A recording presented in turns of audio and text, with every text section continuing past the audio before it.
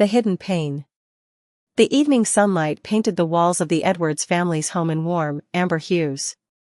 9-year-old Amara Edwards sat hunched on the living room sofa, clutching her stomach, her face pale and damp with sweat. Usually vibrant and full of energy, the little girl barely stirred, her big brown eyes glistening with unshed tears. Her favorite cartoons played on the TV, but she seemed oblivious to the colorful characters dancing on the screen. "Sweetheart, try a little sip of this ginger tea," urged her mother, Naomi, kneeling by her daughter's side. Her soft voice carried both worry and encouragement as she placed the steaming mug on the coffee table. Amara shook her head weakly, her curls bobbing with the effort. "I can't, Mommy. It hurts too much," she whispered, wincing as another wave of pain coursed through her. From across the room, Darren Edwards, Amara's father, paced anxiously. A self-made tech entrepreneur whose company had revolutionized digital security, Darren was no stranger to solving problems. But watching his daughter suffer left him feeling powerless. "This doesn't make sense," he muttered, glancing at his watch for the 5th time in as many minutes. The medication Dr. Hart prescribed should have worked by now. Naomi's calm facade was beginning to crack. She gently adjusted the blanket covering Amara, brushing stray curls away from her daughter's damp forehead. "Something's not right, Darren. She's been like this for days, and nothing is helping. We need answers." Darren paused his pacing to kneel beside Amara. "Princess," he said softly, his large hand engulfing her small one. "Can you tell Daddy exactly where it hurts?" Amara nodded faintly, pointing to the lower right side of her stomach. "Here. It feels worse when I move," she whimpered. Naomi and Darren exchanged a tense glance. Naomi whispered, "Could it be appendicitis?" "I'm not waiting to find out," Darren replied firmly, standing and pulling out his phone. He began dialing Metropolitan Medical Center, a prestigious hospital known for its state-of-the-art facilities and top-tier specialists. Within minutes, Darren had arranged an emergency appointment for the following morning. "They'll have everything ready for us," he assured Naomi. "Amara, baby, we're going to see a special doctor tomorrow. They'll figure out what's wrong and make you feel better. I promise." Naomi stayed by Amara's side that night, stroking her hair and humming lullabies. But despite her mother's soothing presence, Amara barely slept, her small body racked with intermittent pain. Darren, in his home office, worked late into the night, researching specialists and hospital reviews, determined to ensure his daughter received the best care possible. The following morning, the family arrived at Metropolitan Medical Center, its sleek, glass facade glinting under the rising sun. Darren, dressed in a tailored suit, exuded his usual confidence, though his furrowed brow betrayed his worry. Naomi, holding Amara's hand, matched his determined stride. The hospital's lobby was immaculate, its marble floors gleaming and its walls adorned with abstract art.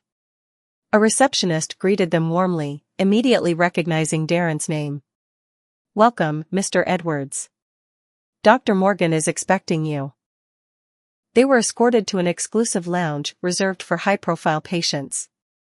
Plush chairs, a serene water feature, and soft lighting made the space feel more like a luxury hotel than a hospital waiting area. Yet, despite the comforting surroundings, Amara clung tightly to her mother's hand, her face etched with discomfort. Dr. Rachel Morgan, a renowned pediatric specialist, entered the room shortly after. Her warm smile and gentle demeanor immediately put Amara at ease. "Good morning, Amara," she greeted, crouching to meet the young girl's eyes. "I hear you've been having a tough time. I'm here to help figure out what's going on." Amara nodded shyly, her lips curving into a small smile despite her pain. Dr. Morgan guided them to an examination room and began a thorough evaluation. She listened intently as Amara described her symptoms, occasionally glancing at Naomi and Darren for additional context. Unlike their previous experiences, Dr. Morgan treated Amara as the expert on her own body, giving her undivided attention and speaking in a way that made her feel seen and heard. After completing the initial exam, Dr. Morgan leaned back thoughtfully. "I'd like to run a few tests to rule out anything serious. But I want you to know, Amara, we're going to figure this out together. Okay? Amara nodded again, her trust in Dr. Morgan growing. Hours later, as they waited for test results, Darren excused himself to make a quick business call. Naomi stayed by Amara's side, holding her hand and distracting her with light-hearted stories. Dr. Morgan returned, her expression serious but reassuring. It looks like Amara has a condition called mesenteric adenitis. It's an inflammation of the lymph nodes in the abdomen, often mistaken for appendicitis. While it's painful, it's not life-threatening and usually resolves on its own with rest and proper hydration. Relief washed over Naomi as she squeezed Amara's hand. Thank you, Dr. Morgan. We've been so worried. Darren returned just as Dr. Morgan was finishing her explanation. After hearing the diagnosis, he reached out to shake her hand firmly. Thank you for taking such good care of our daughter, he said sincerely. Dr. Morgan smiled. Amara is lucky to have such attentive parents. If you have any questions or concerns, don't hesitate to call me. As the Edwards family prepared to leave, Darren couldn't help but reflect on the stark difference between Dr. Morgan's compassionate care and the dismissive treatment they had experienced in the past.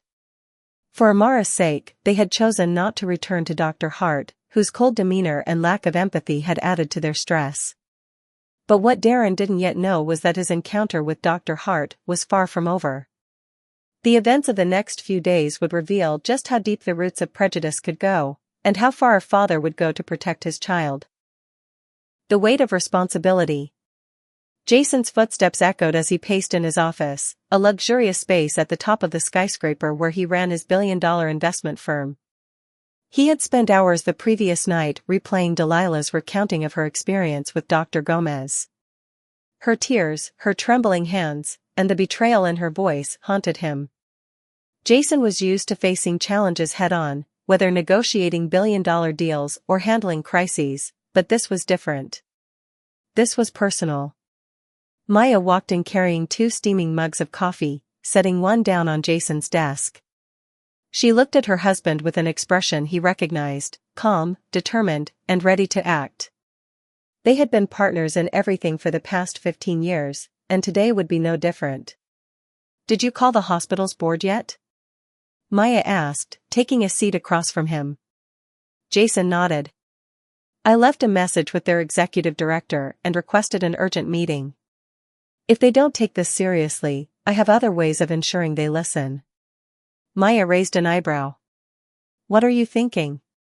Jason leaned forward, resting his elbows on the mahogany desk. This isn't just about us. How many other families has Dr. Gomez treated this way? How many people walked away from his office feeling humiliated or ignored but didn't have the resources or voice to fight back? Maya nodded, her fingers tightening around her coffee mug. We have to make sure this stops.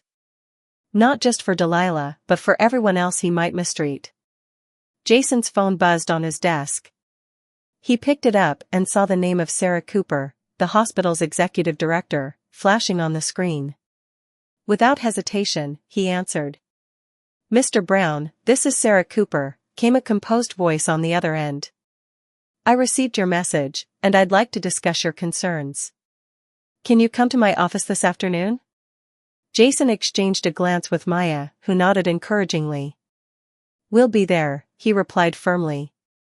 This is too important to delay. A few hours later, Jason and Maya arrived at Metropolitan Hospital, walking through the grand lobby with renewed purpose. Maya held Delilah's hand, her daughter now quieter than usual, but visibly more at ease knowing her parents were standing up for her. Jason carried a sleek black folder containing detailed documentation, Delilah's medical history, Dr. Gomez's remarks as recalled by Delilah, and a meticulously prepared statement outlining the emotional and potential legal consequences of the incident. Sarah Cooper's office was as pristine and intimidating as the rest of the hospital.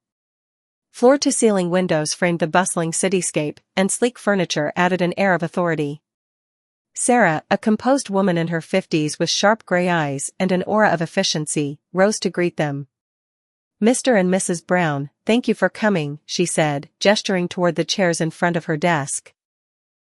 Her gaze shifted to Delilah, and her expression softened. And you must be Delilah. I'm sorry for what you've been through. Delilah gave a small nod, clutching Maya's hand tightly. Jason wasted no time. Mrs. Cooper, thank you for meeting with us.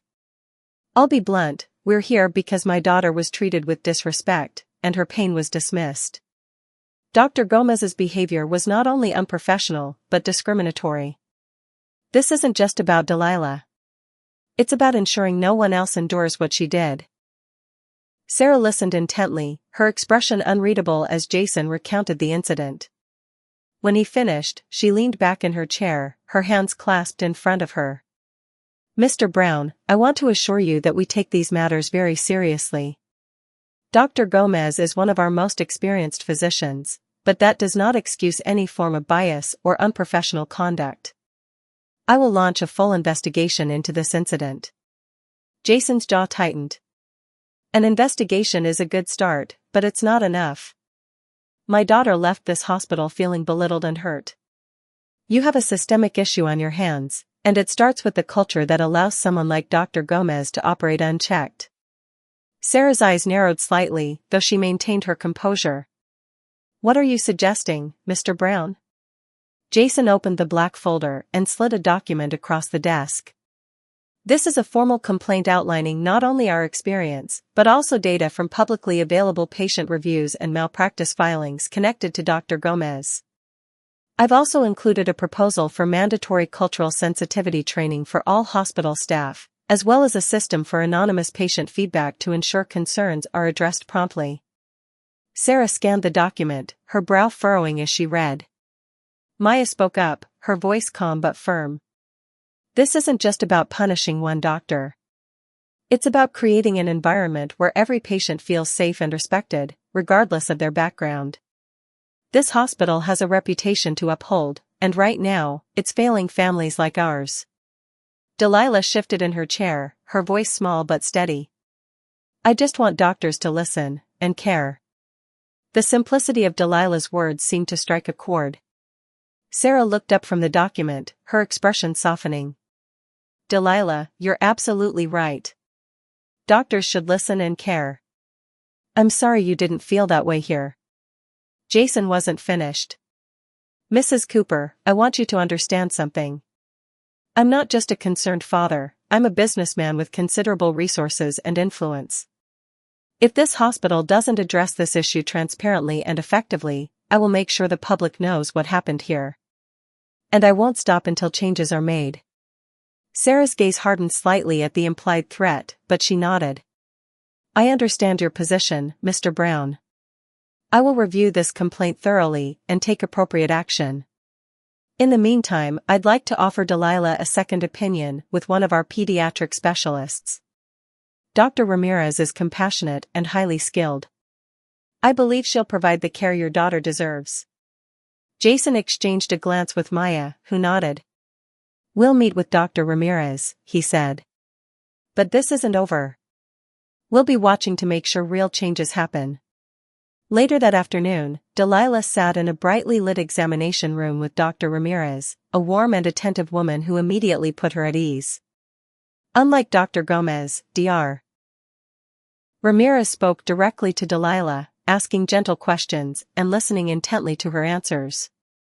She conducted a thorough examination, ordered immediate tests, and reassured Delilah that they would get to the bottom of her pain.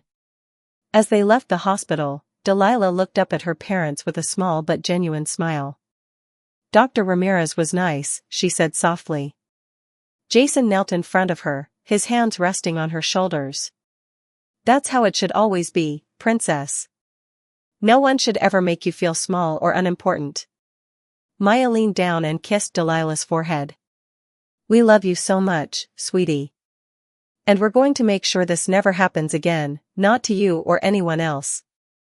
Jason looked up at the towering hospital behind them, his jaw set with resolve. This was just the beginning. What Dr. Gomez had done was unacceptable, but Jason wouldn't stop until he had turned this painful experience into a catalyst for change, not just for Delilah, but for countless others who deserved better. Uncovering the rot. A week had passed since the Browns' tense meeting with Sarah Cooper. While Jason was a man of action, the waiting gnawed at him. He wasn't the type to sit idle, trusting someone else to address a problem, especially one as critical as this. He had built his empire by staying ahead of the curve, and this situation was no different. In his office, Jason sat before his laptop, scrolling through patient review websites, medical malpractice databases, and social media. Dr. Gomez's name kept cropping up, tied to complaints disturbingly similar to Delilah's. There were allegations of dismissive behavior, rushed consultations, and even veiled discriminatory comments. Jason couldn't help but feel anger rising in his chest. It was no longer just about his daughter, this was systemic, and it ran deeper than he initially realized. Maya's perspective. At home, Maya sat in their sunlit kitchen, sifting through her own research. She had reached out to a few parent forums and online support groups, sharing Delilah's experience anonymously. The responses flooded in, heart-wrenching stories of children and adults alike who had faced similar treatment from medical professionals. One story stood out, a single mother named Carla, whose young son had been under Dr. Gomez's care for asthma. Carla described how her concerns about worsening symptoms had been brushed aside until her son ended up in the ER. She agreed to meet with Maya over coffee, bringing with her a stack of medical documents and tear-filled eyes. "I trusted him," Carla said, her voice trembling. "I thought maybe I was just overreacting. He made me feel like I didn't know my own child." Maya placed a comforting hand over Carla's. "You weren't overreacting. He failed you, just like he failed us. But we're not going to let this go. The investigation deepens." Jason wasn't satisfied with waiting for the hospital's internal investigation to conclude. He reached out to an old college friend, Sam, who now worked as an investigative journalist. Jason laid out everything, Delilah's experience, the meeting with Sarah Cooper, and the troubling patterns he'd uncovered. Sam listened carefully, taking detailed notes. "If this guy has a history of mistreatment, it's not just a bad apple situation, it's about the institution that enables him. This could be a much bigger story, Jason." "That's what I'm afraid of," Jason admitted. "But the public needs to know." Sam agreed to dig deeper, leveraging her network of sources and access to records Jason couldn't reach. In return, Jason promised her exclusive rights to the story, provided it was handled with care and focused on systemic accountability rather than sensationalism. Delilah's progress. Meanwhile, Delilah's treatment under Dr. Ramirez brought a noticeable change in her demeanor. The compassionate doctor had diagnosed her with juvenile idiopathic arthritis, a manageable but chronic condition requiring early intervention. Dr. Ramirez spent hours walking Delilah and her parents through the treatment plan, ensuring every question was answered and every concern addressed. The difference was night and day. Delilah felt seen, heard, and cared for, and her parents felt an enormous weight lifting as they watched their daughter regain her confidence. One evening, Delilah curled up next to Maya on the couch. "Mom, why can't all doctors be like Dr. Ramirez?" she asked softly. Maya kissed her on the forehead. "Because not everyone remembers that being a doctor means taking care of people, not just their symptoms. But that's why we're doing this, to make sure doctors like her become the rule, not the exception." The meeting that changed everything. 2 weeks later, Jason received an email from Sarah Cooper, requesting a follow-up meeting. The tone was formal, but laced with urgency.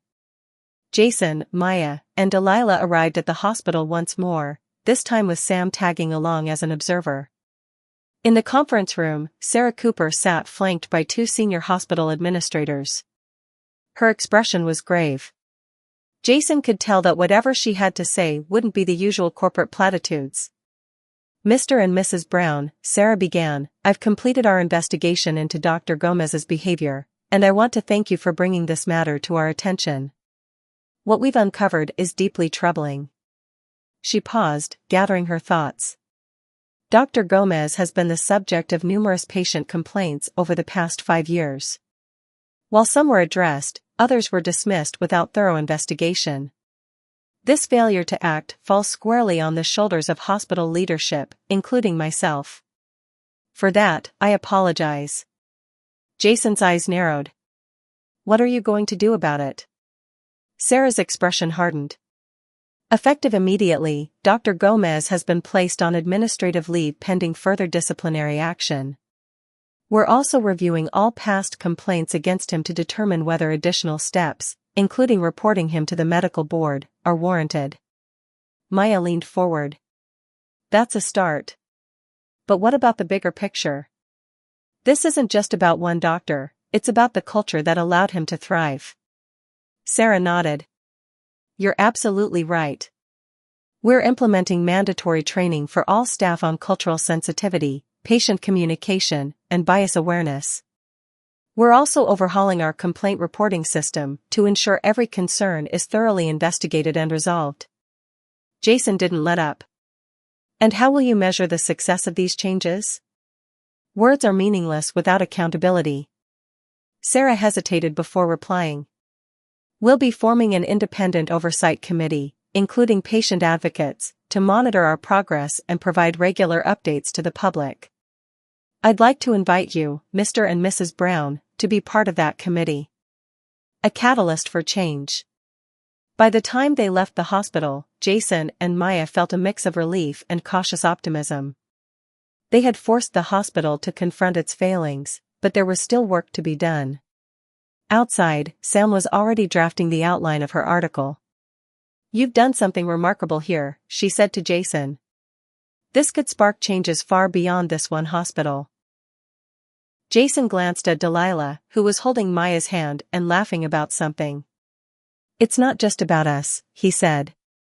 It's about every family who's ever been dismissed, belittled, or ignored. They deserve better. Looking forward.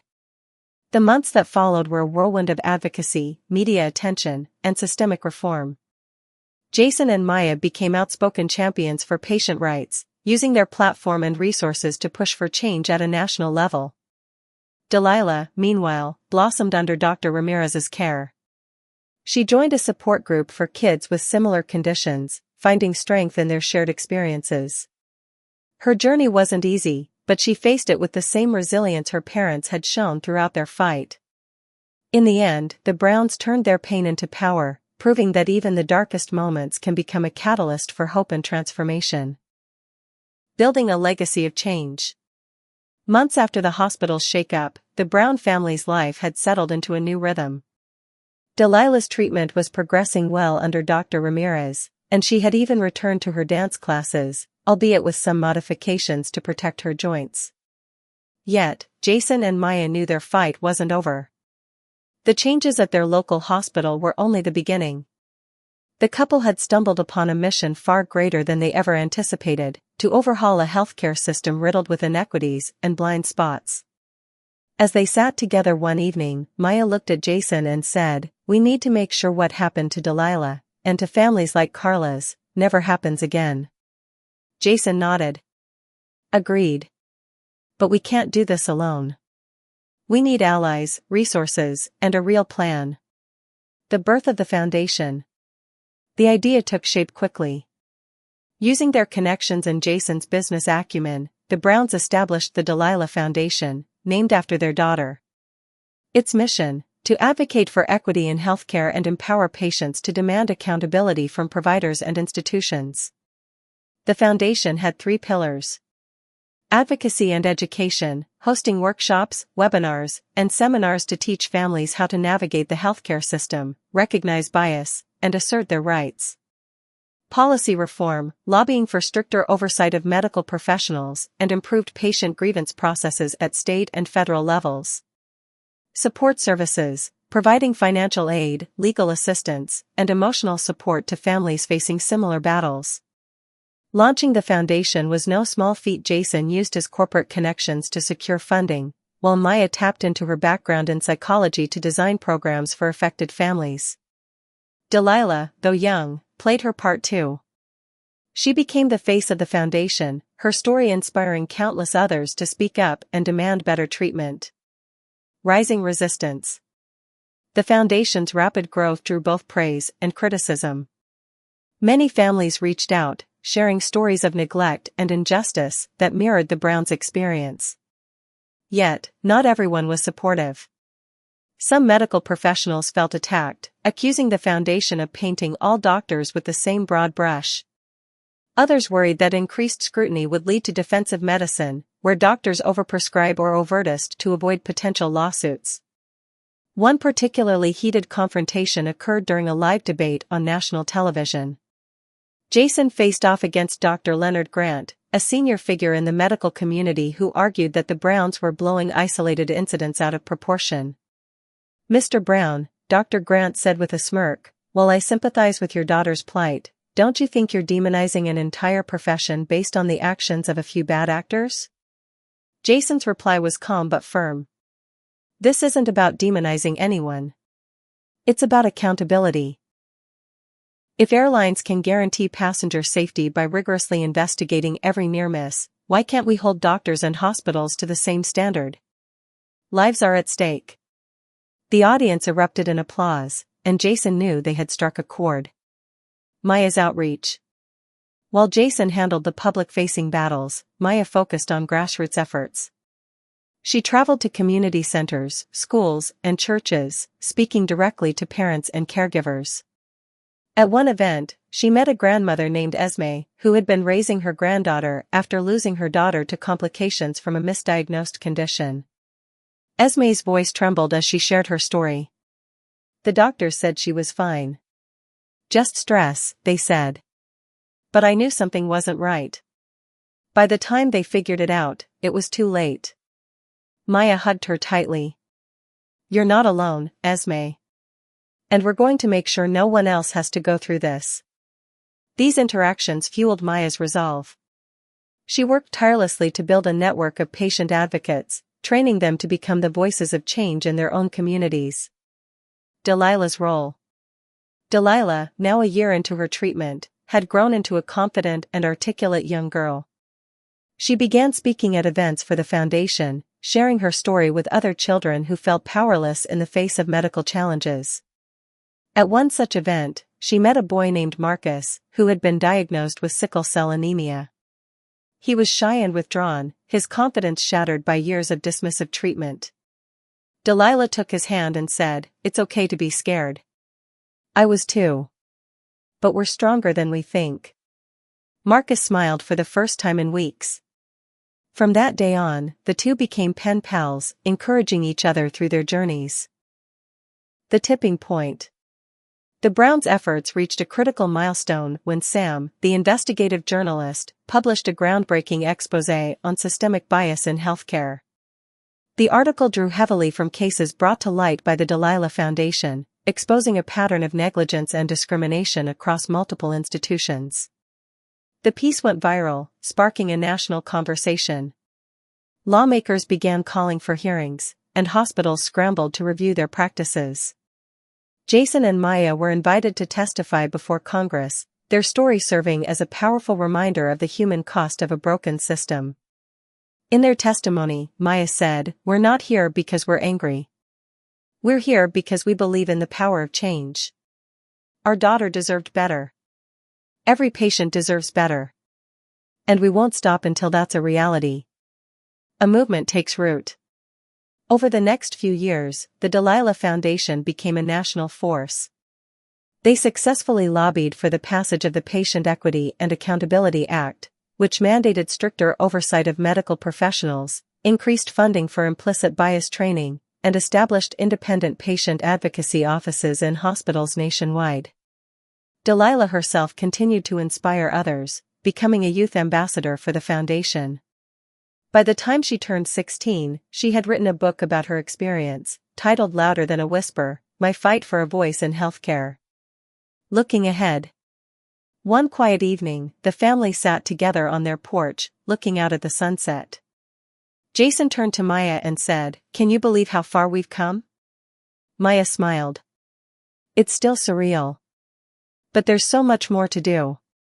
Delilah, now a teenager, chimed in. "And we're going to do it together. Right?" "Right," Jason and Maya said in unison. As the sun dipped below the horizon, the Browns knew their journey wasn't over. But they also knew they had built something lasting, a legacy of hope, resilience, and change. And that was only the beginning.